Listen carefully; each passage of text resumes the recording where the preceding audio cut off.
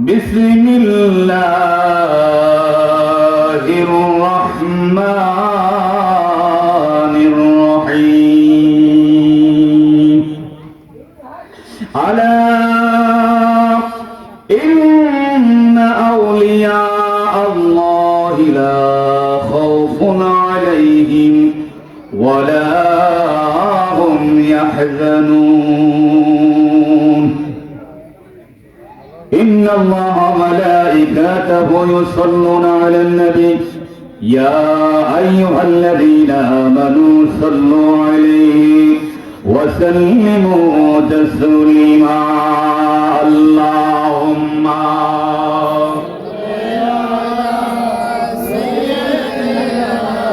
مولانا محمد وعلى آله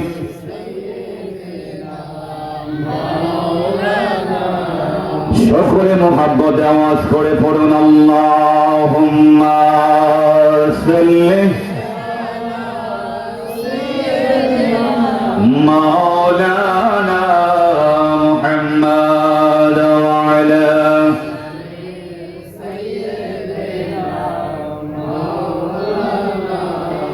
উড়ে যারে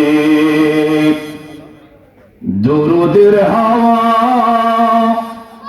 যাওরে ওরে মদিনা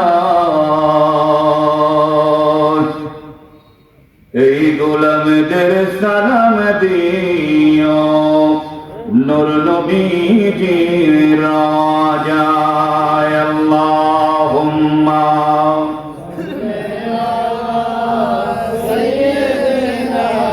مولانا محمد وعلى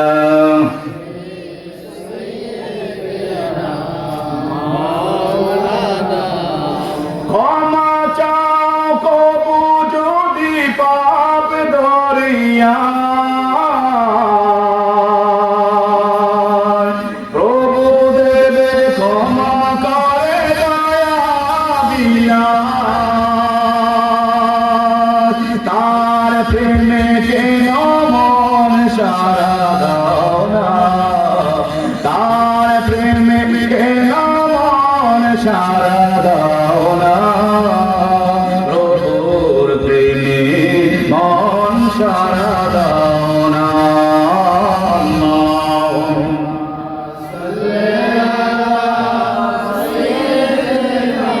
مولانا محمد وعلى آله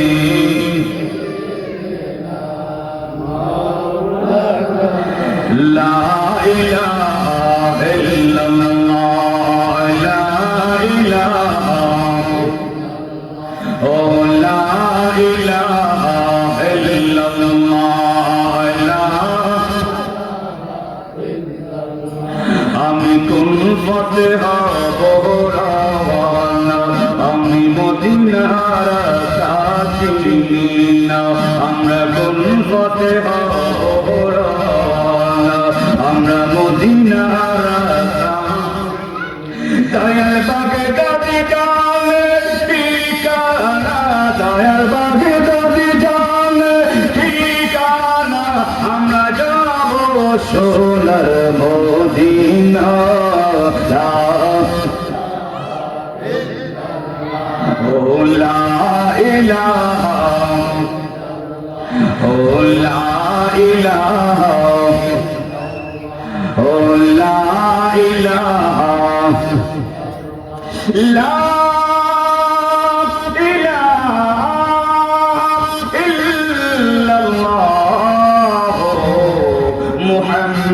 মুহাম্মাদুর রাসূলুল্লাহ সাল্লাল্লাহু তাআলা আলাইহি ওয়াসাল্লাম আল্লাহ আল্লাহ আল্লাহ আল্লাহ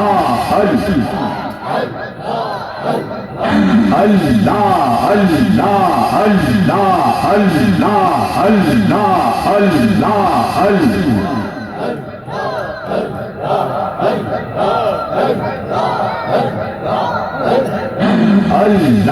Allah, Allah, Allah, আল্লাহ আল্লাহ আল্লাহ আল্লাহ ও মাবুদ মাওলা রে ডাকি আমরা তোমারে মাশাআল্লাহ আল্লাহ আল্লাহ আল্লাহ আল্লাহ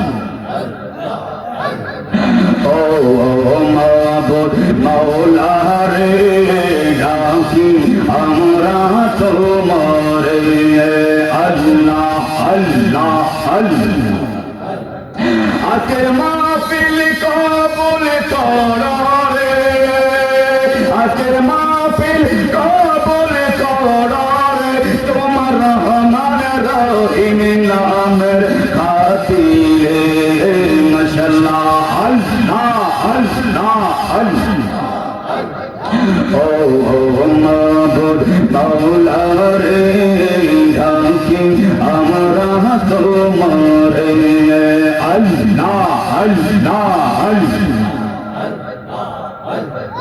আজকের মাহফিল কবুল করো রে আজকের মাহফিল কবুল করো রে তোমার নবীর খাতিরে আল্লাহ আল্লাহ আল্লাহ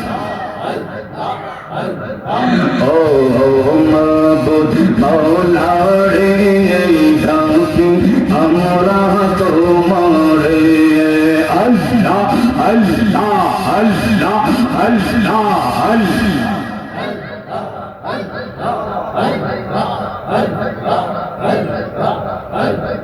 মুর্শিদ চরণ ধরিলে মুর্শিদ কাছে টানিবে বাগদাদি চরণ ধরিলে বাগদাদি কাছে টানিবে বাগদাদি প্রেমে আহরে দিওয়ানা মুর্শিদ মাওলানা আমি যে তোমার দিওয়ানা আল্লাহ আল্লাহ আল্লাহ আল্লাহ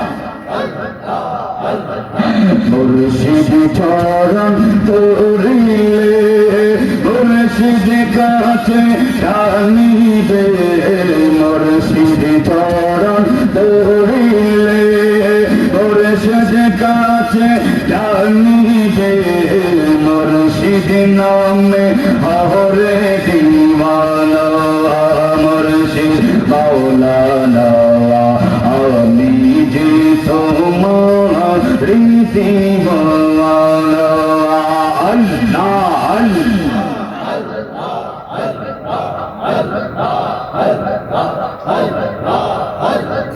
তোমায় ভালোবাসি বলে লোকে আমায় মহলা বলে তোমায় ভালোবাসি বলে লোকে আমায় মহলা বলে বলক তুমি দূরে থাকো না বলক তুমি দূরে থাকো না মুর্শিদ মাওলানা বলক তুমি দূরে থাকো না আল্লাহ আল্লাহ আল্লাহ মুর্শিদ চরণ ধরিলে মুর্শিদ কাছে টানিবে মুর্শিদ চরণ ধরিলে মুর্শিদ কাছে টানিবে মুর্শিদ নামে হরে দিওয়ানা মুর্শিদ মাওলানা আমি যে তোমার দিওয়ানা আল্লাহ আল্লাহ আল্লাহ আল্লাহ আল্লাহ আল্লাহ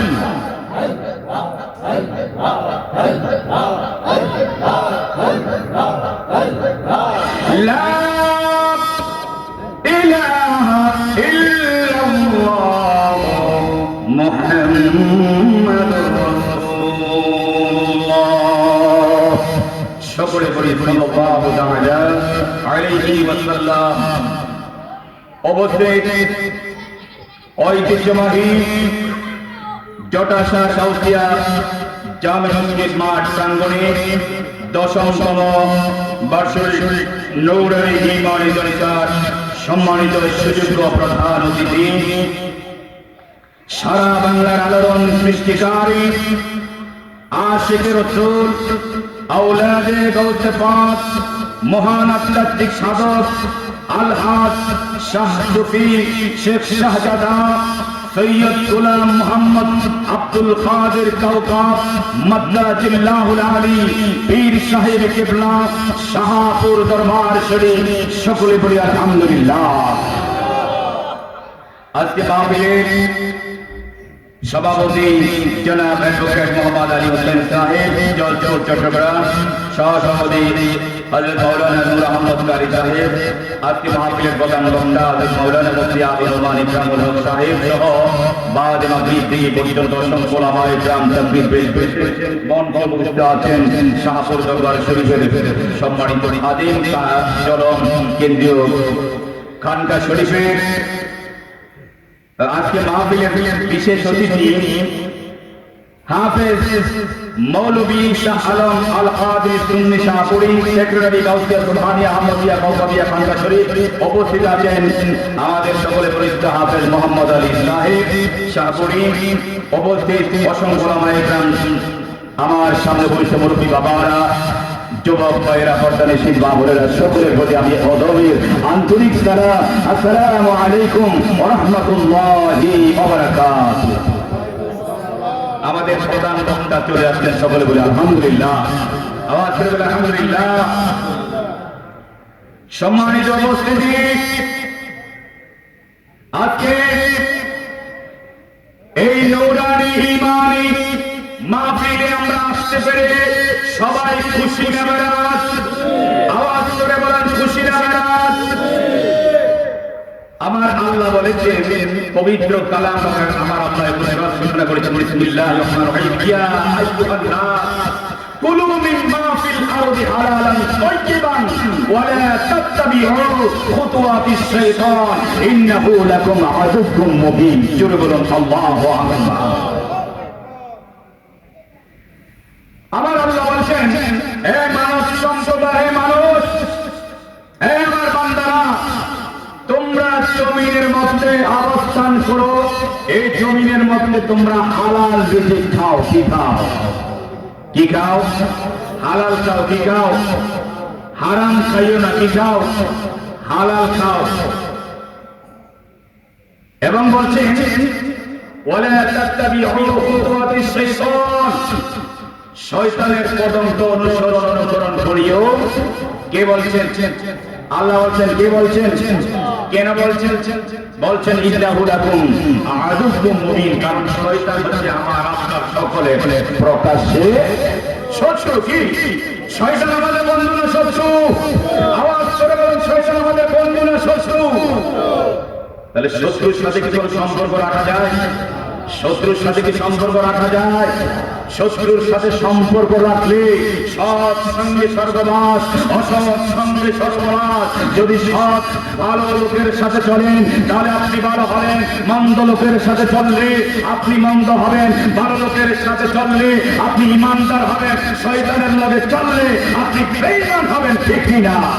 এই জন্য আমার আল্লাহ বলে দিয়েছেন ইন্নাহু লাকুম আদুউম মুবিন। ও আমার বান্দারা, শয়তানের কাছে দিও যাইও না, কারণ শয়তান তোমাদের বন্ধু না, শয়তান হচ্ছে তোমাদের শত্রু।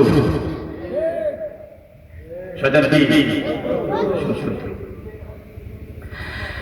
আমার আল্লাহ বলেন, হে আমার বান্দারা, শয়তান আমার কাছে অঙ্গীকার করেছে, ওয়াদা করেছে। শয়তান আমি আল্লাহর কাছে বলেছে, ও আল্লাহ, আপনার উচ্চ সম্মানিতদের প্রথম করে বলছি, হে আল্লাহ, ও আল্লাহ, আপনার যে আদম সন্তানের কারণে, যে আদমের কারণে আপনার রহমত থেকে আমি বঞ্চিত হলাম। শয়তান ছিল একজন ফেরেশতা ছিল, আজাদিল ফেরেশতা ছিল, আল্লাহ পাকের একজন উচ্চ আসনের মধ্যে ছিল। তিনি ফেরেশতাদের সর্দার ছিলেন, ফেরেশতাদের ওস্তাদ ছিলেন, মুআল্লিমুল মালায়েকা ছিলেন, ফেরেশতাদের শিক্ষক ছিলেন। কিন্তু থাকার পরেও বেয়াদবি করার কারণে আল্লাহ তার সমস্ত ইবাদত বন্দেগীগুলো ধূলিসাৎ করে দিয়ে তারে আল্লাহর রহমত থেকে বঞ্চিত করে দিয়েছেন। ঠিক কিনা? ভাই বাবারা শুনুন, শয়তান আল্লাহর কাছে ডাকছে, আল্লাহ ও আল্লাহ, আপনার সম্মানিতকে প্রথম করে বলছি, আল্লাহ যে আদমের কারণে আপনার রহমত থেকে আমি শয়তান বিতাড়িত হয়ে গেলাম, আমাকে আপনার রহমত থেকে বঞ্চিত করলেন। ও আল্লাহ, আপনার উচ্চ সম্মানিতকে প্রথম করে বলছি, এই আদম থেকে যত শয়তান, দুনিয়া আদম থেকে যত মানব এই দুনিয়ার জমিনে আগমন করবে, আমি আপনার প্রত্যেকটা মানব আদম সন্তানকে ধোঁকা দিব। জোরে বলুন নাউযুবিল্লাহ। কি করব? আমি প্রত্যেকটা আদম সন্তান যা আসবে সবাইকে আমি কি করবো? ধোঁকা দিব। আল্লাহ, তারা যদি মসজিদে নামাজ পড়তে যায়, আমি শয়তান তাদেরকে ধোঁকা দিয়ে নামাজ থেকে ফিরিয়ে রাখবো। তারা যদি মিলাদুন নবীর মাহফিলে আসতে চায়, আমি শয়তান তাদেরকে বাধা দিয়ে এখান থেকে দূরে রেখে দোকানের মধ্যে রাখবো। এ আল্লাহ, এই আদম সন্তান যদি কোন রকমের আমল করতে যায়, আমি তাদেরকে আমল থেকে দূরে রাখবো। কি করবো? দূরে রাখবো। দূরে করে নাউযুবিল্লাহ। আমার আল্লাহ শয়তানের কথা শুনলেন, শোনার পর আমার আল্লাহ আবার বলছেন, ও শয়তান, তুই তো বললি, এবার আমি বলি শোন। আমার আল্লাহ বলছেন, শয়তান শুনে রাখ, আমার কোন বান্দা যদি তুই শয়তানের দোকানে পড়ে কোন অপরাধ অন্যায় যদি করেই ফেলে, আর করার পর যদি আমি আল্লাহর কাছে দুই চোখের পানি ছেড়ে দিয়ে কেটে কেটে মাফ চাই, তওবা করে, আমি আল্লাহ আমার ওই বান্দার গুনাহগুলো মাফ করে দিব। জোরে বলুন সুবহানাল্লাহ।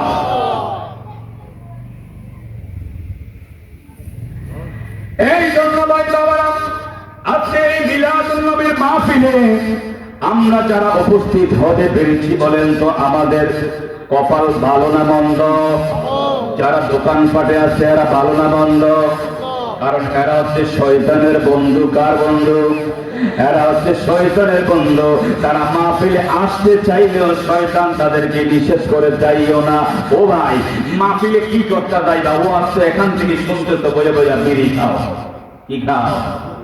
বিড়ি খাও আর চা খাও। মাহফিলে যাওয়ার দরকার নাই। যারা ওই দোকানে বসে বসে বিড়ি খাইতে আসে আর চা খাইতে আসে আর সমালোচনা করতেছে, হুজুরে কি ও আজ তো সবসময় ঝুঁকি, ঠিক না? কিছু আছে খাতার নিচে, কম্বলের নিচে আছে না? তাহলে এরা কি শয়তানের বন্ধু? কি এরা কি শয়তানের বন্ধু? এরা কি শয়তানের বন্ধু? এরা এই মাহফিলে আসতে চাইলে শয়তান এদেরকে বাধা দেয়। তো এই শয়তানের সাথে মোকাবেলা করে যারা এই মিলাদুন নবীর মাহফিলে আসবে, আল্লাহ তাদেরকে কবুল করে নেবেন। জোরে বলুন সুবহানাল্লাহ। এ ভাই বাবারা, আজকে আমরা যদি শয়তানের সাথে মোকাবেলা করেন, দোকান পাট রাস্তাঘাটে বাড়ি ঘরের মধ্যে না থেকে যদি এই মিলাদুন নবীর মাহফিলের মধ্যে আমরা যদি আসি, আসার পর যদি কোরআন হাদিসের আলোচনা শুনি, আলোচনা শোনার পর আল্লাহর কাছে যদি কেটে কেটে বলি, আল্লাহ জীবনে অনেক গুনাহ করেছি, অপরাধ অন্যায় করেছি, আল্লাহ আমারে তুমি মাফ করে দাও, আমারে তুমি মাফ করে দাও। আমার আল্লাহ বলবে, বান্দা বাড়ি ঘর ধন সম্পদ স্ত্রী ছেলে পুত্র সব কিছু ছেড়ে, দোকান পাট ছেড়ে দিয়ে এই বেহেশতের বাগানের মধ্যে কোরআন হাদিসের আলোচনা শুনলে, আমার বন্ধু নবীর সাথে আউলিয়া কামের সম্মান শুনলে, আলোচনা শুনলে, আমি আল্লাহ তোর উপর খুশি হয়ে গেলাম। আমি আল্লাহ তোর উপর খুশি হয়ে এই মিলাদুন নবীর মাহফিলের উসিলায় তোর বিগত বছরের গুনাহগুলো আমি আল্লাহ মাফ করে দিলাম। জোরে বলুন সুবহানাল্লাহ। আমার আল্লাহ মাফ করতে পারে কি পারে না? আওয়াজ করে বলেন, পারে কি পারে না? এই মিলাদুন নবীর মাহফিলের উসিলায় আল্লাহ আমার আর আপনার গুনাহ মাফ করতে পারে কি পারে না? বলেন তো আমাদের গুনাহ আছে না নাই? কার কার গুনাহ নাই? হাত তুলেন। মাশাআল্লাহ, আমাদের সকলের গুণা আছে, কম বেশি আমাদের সকলের গুণা আছে। তাহলে যাদের মাহফিলে যারা আসে না, যারা দোকান পাটে আছে, বাড়িতে আছে, এদের গুণা নাই। এরা কি? এরা হচ্ছে ফাঁকা মৌলবী, এদের কোনো গুণা নাই। এই জন্য এদের লাগে মাহফিলও নাই, ঠিক কি না? যদি এদের গুণা থাকতো মিলাদুন নবীর মাহফিলে আসতো, তাহলে মাহফিলে আসলে কি সব আল্লাহ নবী বলছেন যে এখানের মধ্যে কোরআন হাদিসের আলোচনা করা হয়, এটা সাধারণ কোনো স্থান হয় না, এটা স্বয়ং বেহেশতের বাগান হয়ে যায়। জোরে বলুন সুবহানাল্লাহ। ওদের বেহেশতের বাগানের মধ্যে যতক্ষণ বসবেন, যতক্ষণ থাকবেন, ততক্ষণ পর্যন্ত আল্লাহর রহমতের ছায়ার নিচে থাকবেন। জোরে বলুন সুবহানাল্লাহ। আল্লাহ আমাদের সবাইকে বোঝার তৌফিক দান করুন, সকলে বলে আমিন। এই বাড়িঘর একদিন আছে, আর একদিন থাকবে না। এই বাড়ির মধ্যে একদিন আমার বাবা, দাদা, দাদি, নানা, নানি, শ্বশুর, শাশুড়ি, আরে আওলাদ, আপনি যে ঘরের মধ্যে আছেন, এই ঘরের মধ্যে একদিন আপনার বাবা ছিল, দাদা ছিল, দাদি ছিল না? আজকে তো আপনার বাবা নাই, আপনার দাদা নাই, একদিন আপনিও থাকবেন না, আপনার পরে আপনার সন্তানও থাকবে না। এমনি এইটাই হলো পৃথিবী। আসবেন মেহমান হিসেবে পৃথিবীর মধ্যে আসবেন, কিন্তু বেশি দিন থাকার কোনো জায়গা এই পৃথিবীর মধ্যে নাই। আজ না হয় কাল, একদিন না একদিন আমাদের সবাইকে এই পৃথিবী ছেড়ে চলে যেতে হবে কি হবে না? আওয়াজ করে বলেন, হবে কি হবে না? সবাই একটু দরুদ শরীফ পড়ি। আল্লাহ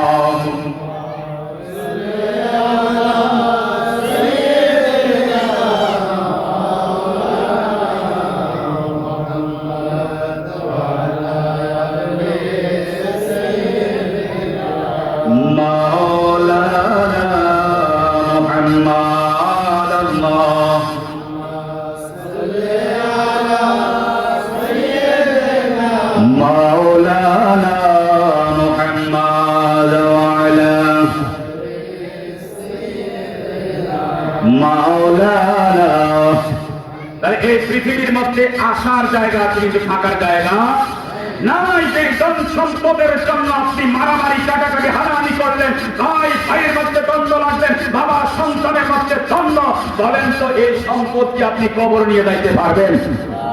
এই বিল্ডিং কি আপনি কবর নিয়ে যাইতে পারবেন?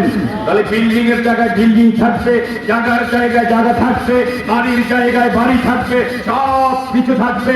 একদিন আমি আর আপনি থাকবো। এই বাড়িঘর ধন সম্পদের মালিক কে? এই বলেন, এই বাড়ি গাড়ি ধন সম্পদের মালিক কে? এই জন্য সাহেব বলছেন, পরের জায়গা পরের জমি, পরের জায়গা পরের জমি, ঘর বানাইয়া আমি রই, আমি তো সে ঘরের মালিক নই, আমি তো সেই এই সময় পরের জায়গা পরের জমি, পরের জায়গা ই করে বানাইয়া আমি রই, আমি তো সেই ঘরের মালিক নই। বলো, আমি তো সেই ওই ঘরের কানাদার জমিদারি,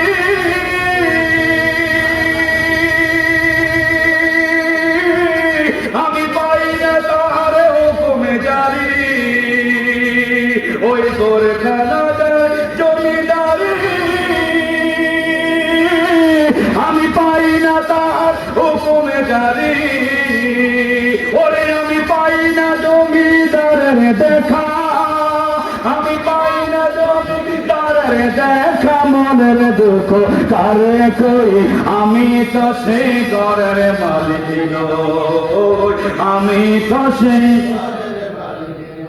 বলো, পরের জায়গা পরের জমি, পরের জায়গা পরের জমি, ঘর বানাইয়া আমি রই, আমি তো সেই নই, আমি তো সেই ঘরের মালিক নই। পরের জায়গা পরের জমি, পরের জায়গা পরের জমি, ঘর বানাইয়া আমি রই, আমি তো সেই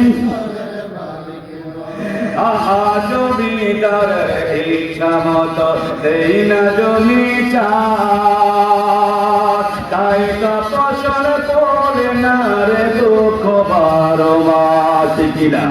ওরে জমিদার ইচ্ছা মতো দেরি না জমিদার, তাই তো ভাষা বলে না রে দুঃখ বারো মা। আমি খাজনা পাতি সবই দিলাম, তবু জমি আমার হাল নিলাম। আমি খাজনা পাতি সবই দিলাম, তবু জমি আমার হাল নিলাম। আমি চলি যেতাম মনে জোগাইয়া, চলি যেতাম মনে জোগাইয়া, মিলে না দাখিলায় সই। আমি তো সেই ঘরের মালিক লো, আমি তো সেই সবাই পড়ের জায়গা, তুমি পড়ের জায়গা পড়ে জমি ঘরে বানাইয়া আমি রই। আমি তো সেই ঘরের মালিক লো, আমি তো সেই আমি তো সেই ঘরের মালিক নই। সবাই বলে আলহামদুলিল্লাহ। এই বাড়ি গাড়ি সব কিছু পড়ে থাকবে, একদিন ঠিকই আমাকে আপনাকে চলে যেতে হবে, ঠিক কিনা? কেন এই বাড়ি গাড়ির জন্য ভাই ভাইয়ের মধ্যে ঝগড়া লাগাবেন, ভাই বাবার মধ্যে ঝগড়া লাগাবেন, সন্তান বাবার মধ্যে ঝগড়া লাগাবেন? আজ এই দুনিয়ার জমিনে আসি এই মাহফিল থেকে একটা কদম দেওয়ার আমার আপনার ক্ষমতা নাই, ঠিক কিনা? একটা কদম এখান থেকে উঠবার আমার ক্ষমতা নাই যদি আমার আল্লাহ না দেয়, ঠিক কিনা? আমার আল্লাহ যদি আমাকে আপনাকে ক্ষমতা না দেয়, বলেন তো এই মাহফিল থেকে উঠার কোনো ক্ষমতা আছে? আছে? আপনি আমি কি বাড়ি যাওয়ার ক্ষমতা আছে? না। তাহলে কেন এই বাহাদুরি করেন? কিসের বাহাদুরি করেন? আজ মারা গেলে কাল কিসের বাহাদুরি করেন? আপনি রাত্রে ঘুমার সময় বলেন যে আরে আগামী দিন অমুকের বাড়ি দখল করবো, অমুকের সম্পদ খাবো, অমুকের বাড়ি জায়গা দখল করবো, অমুকের মাথায় বাড়ি দিব। শুইতে শুইতে কত রকমের চিন্তা করেন, কিন্তু এই চিন্তাটাকে আপনি একবারে করে ফেললি যে আমি যে এই রাত্রে চোখটা বন্ধ করে ঘুমাবো, আগামী দিন সকালে কি আমার এই দিকের চোখ খুলবো নি? আমি কি বাঁচবো না মরবো? শোয়ার সময় যে কত রকমের চিন্তা করেন, কত কিছু আপনি করে নেবেন, সব আপনার। কিন্তু এই ঘুম থেকে উঠার ক্ষমতা আপনার আসেনি। এই বলেন তো, ঘুম থেকে উঠার ক্ষমতা আপনার আমার আসেনি? নাই। তাতে বাহাদুরি করবেন না। আল্লাহ অহংকারীদেরকে পছন্দ করেন, আল্লাহ অহংকারীদেরকে কি করেন না? পছন্দ করেন না। এই জন্য অহংকার করবেন না। ধন সম্পদ দিতে কে? দিতে কে? এই ধন সম্পদ নিবে কে? আল্লাহ। ধন সম্পদ দেওয়ার মালিকও আল্লাহ, নেওয়ার মালিকও আল্লাহ। একদিন এই ধন সম্পদ আমার আপনার কাছে বিলীন হয়ে আমাদের ইনশাআল্লাহ আমাদের আজকে মাহফিলের প্রধান অতিথি আমাদের আলা হযরত মুর্শিদে কেবলা আমাদের মাঝে এসেছেন। সকলে বলি আলহামদুলিল্লাহ। আওয়াজ করে বলি আলহামদুলিল্লাহ। তো আমাকে বলেছিল যে শানে আউলিয়া সম্মানিতের আলোচনা করার জন্য আল্লাহ পাক রব্বুল আলামিন যাতে তৌফিক নসিব করে, সকলে বলি আমিন। আউলিয়ার সম্মান আমরা শুনতে চাই কি চাই না? আওয়াজ করে বলেন চাই কি চাই না? কেন? আমার আল্লাহ কোরআনের মধ্যে বলেছেন বিসমিল্লাহির রহমানির রহিম, ইয়া আইয়ুহাল্লাযীনা আমানু আতিউল্লাহ ওয়া আতিউর রাসূল ওয়া উলিল আমরি মিনকুম। আল্লাহ বলেছেন তোমরা আমি আল্লাহর সেবা করো এবং সাথে সাথে আমার বন্ধু নবীর সেবা করো। জোরে বলুন সুবহানাল্লাহ। আতিউল্লাহ ওয়া আতিউর রাসূল। আল্লাহর সেবা করতে হবে, আল্লাহর সেবার সাথে সাথে আল্লাহর রাসূলের অনুকরণ করতে হবে কি হবে না? আওয়াজ করে বলুন হবে কি হবে না? তারপরে বলছেন উলিল আমরি মিনকুম। উলিল আমরি মিনকুম, যারা উলিল আমর যারা আছেন তাদের একটা ব্যাপার। উলিল আমর কারা? আল্লামা ইবনে আব্বাস রাদিয়াল্লাহু তাআলা তিনি এই উলিল আমরের ব্যাখ্যা করতে গিয়ে বলেন যে এই উলিল আমর হইল ফকিহ কিরাম এবং হক্কানি উলামায়ে কিরাম। জোরে বলুন সুবহানাল্লাহ। এই উলিল আমর হলো আল্লাহর ওলিরা, যাদের ভিতরে আল্লাহর প্রেম, আল্লাহর ভয় যাদের অন্তরে আছে, যাদের সম্পর্ক আল্লাহ এবং রাসূল থেকে আল্লাহ পর্যন্ত হয়ে গেছে, তারাই হলো উলিল আমর। জোরে বলুন সুবহানাল্লাহ। তাহলে উলিল আমর কারা? হক্কানি আউলিয়া কিরাম, হক্কানি ওলিরাই হলো উলিল আমর। এই জন্য আল্লাহর ইত্তেবা করতে হবে, রাসূলের ইত্তেবাও করতে হবে এবং আউলিয়া কিরামের ইত্তেবাও করতে হবে। তাদের মত অনুসরণ করতে হবে। কারণ আল্লামা জালালউদ্দিন রুমি রাহমাতুল্লাহ বলেছেন যে ওলি আল্লাহর দরবারে কিছুক্ষণ যদি বসেন তাহলে আপনি 100 বছর ইবাদতের সওয়াব পাবেন। জোরে বলুন সুবহানাল্লাহ। কোথায় বসলে? ওলি আল্লাহর দরবারের মধ্যে বসলে। কোথায় বসলে? আউলিয়া ইকরামের দরবারের মধ্যে বসলে, হক্কানি পীর মাশায়েখের দরবারের মধ্যে বসলে। এখন হক্কানি পীর খুব কমই পাওয়া যায়, এখন ঘরে ঘরে পীর, ঠিক কিনা? এখন ঘরে ঘরে পীর। অতএব ভণ্ড পীর যারা, এদেরকে আমরা সমর্থন করি না, করব না। যারা সঠিক পীর তাদের পথে আছি, থাকবো, মৃত্যুর আগ পর্যন্ত থাকবো, ঠিক কিনা? আমাদেরকে এই ডাক্তার আহমদ মিয়ার আওয়াজ দেওয়া দিয়ে একমাত্র খেলাফত প্রাপ্ত সৈয়দ গোলাম মোহাম্মদ আব্দুল কাদের কাউকে বলুন যে আমাদের হিসাবের দিকেও তাকান আর অন্যান্য হিসাবের দিকেও তাকান, তাহলে আপনি নিজে নিজে তুলনা করতে পারবেন, বিচার করতে পারবেন। আমি কাউকে ছোট করার জন্য বলি না। আমাদের হিসাবের দিকেও আপনি তাকান, অন্যান্যদের দিকেও তাকান, তারপরে আপনি পার্থক্য বুঝতে পারবেন, ঠিক কিনা? আওয়াজ করে বলেন ঠিক কিনা? অনেক হিসাব আছে, টাকা পাইলে পকেটে লয়, টাকা পাইলে পকেটে লয়, জিজ্ঞাসা করে কই থেকে আছে, ঠিক না? যে আমাদের আল্লাহ টাকা পাইলে পকেটে লয়, আগে জিজ্ঞেস করে কই থেকে আছে।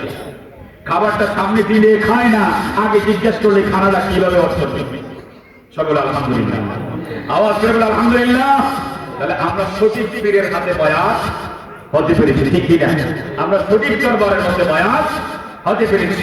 আল্লাহ আমাদের সবাইকে বোঝার তৌফিক নসিব করে, সকলে বলি আমিন। তাহলে আল্লাহর ওলিদের সংস্পর্শে থাকতে হবে, আল্লাহর ওলিদেরকে মহব্বত করতে হবে, আল্লাহর ওলিদেরকে ভালোবাসতে হবে। আল্লাহর ওলি পর্যন্ত পৌঁছতে পারলে আমরা নবী পর্যন্ত পৌঁছবো, নবী পর্যন্ত পৌঁছলে নবী আমাদেরকে আল্লাহ পর্যন্ত পৌঁছে দিবেন। জোরে বলুন সুবহানাল্লাহ। কারণ আল্লাহ পাক রব্বুল আলামিন পবিত্র কালাম পাকে ইরশাদ করেছেন, বিসমিল্লাহির রহমানির রহিম, ইয়া আইয়ুহাল্লাযীনা আমানু তাকুল্লাহ ওয়াবতাগু ইলাইহি ওয়াসিলা। এই ঈমানদাররা তোমরা আল্লাহকে ভয় করো। কাকে?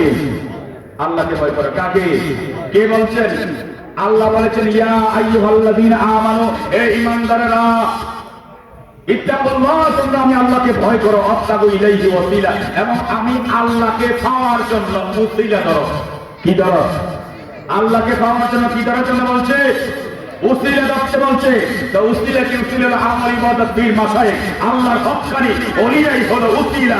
আল্লাহর ওলিদের হাত ধরলে আল্লাহর ওলি আমাদেরকে নবী দেখাইবেন, নবী পর্যন্ত পৌঁছলে আমরা আল্লাহ পর্যন্ত পৌঁছতে পারবো, ঠিক কি না?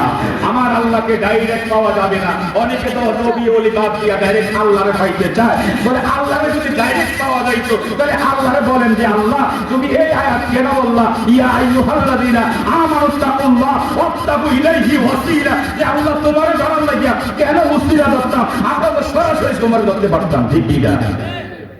তো আল্লাহ এই কথা কোরআনে কেন বলে না যে ওলি আল্লাহ নবী রাসূল কারো করে মানন লাগতো না, ডাইরেক্ট আমারে ধরো, আমারে ডাকো, আমারে পাইবা? কই তুমি আল্লাহ আয়াত এই এমন কোন আয়াত আছে না? আল্লাহ বলেছেন যে আমারে পাইতে হলে মাকসাদ হয়ে আসো, কারণ বর্তমান এই দেশের প্রধানমন্ত্রীর কাছে আমি আর আপনি যাইতে পারবো না। পারতাম না, সরাসরি যেতে পারবো? পারবো না। পুলিশের সিটে, আর্মি, রেলের সিটে আমরা শেষ করে লাগবো। তাহলে আমি এমপি মন্ত্রীর সাথে দেখা করতে হলে কি করতে হবে? প্রথমে আমার উপজেলার যিনি এই এমপি আছেন তার সাথে আমার সম্পর্ক রাখতে হবে, ঠিক কিনা? এই মন্ত্রী পর্যন্ত বলতে হলে আগে উপজেলার এমপি পর্যন্ত আমার সম্পর্ক থাকতে হবে। এমপি আমারে একজন মন্ত্রী পর্যন্ত পৌঁছাইবে। কি পর্যন্ত? মন্ত্রীর ঠিকানা দিবে যে অমুক মন্ত্রীর মাধ্যমে তুমি আল্লাহ পেয়ে প্রধানমন্ত্রী পর্যন্ত যাবো। মন্ত্রীর সাথে যখন সম্পর্ক হইব মন্ত্রীর মাধ্যমে আমি প্রধানমন্ত্রী পর্যন্ত যাইতে পারবো, ঠিক কিনা? ডাইরেক্ট যেতে পারবো না। ডাইরেক্ট যাওয়ার কোনো